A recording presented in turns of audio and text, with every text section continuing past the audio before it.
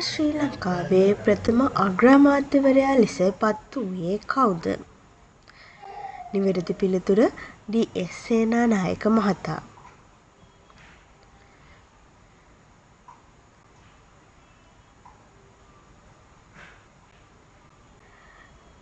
D.S.. Senanayake මහතා උපත ලැබූ ස්ථානය කුමක්ද?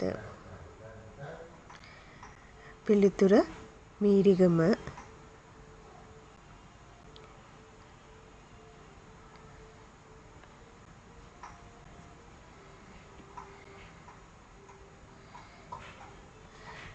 වියලි කලාපයේ අස්වැද්දීම් සඳහා ගල්ඔය බහුකාර්යක්‍රමය යෝජනා කළේ කවුද?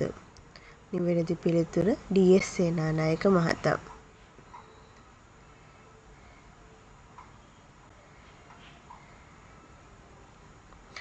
ඩී.එස්. සේනානායක මහතා අභාවප්‍රාප්ත වූ වයස කුමක්ද?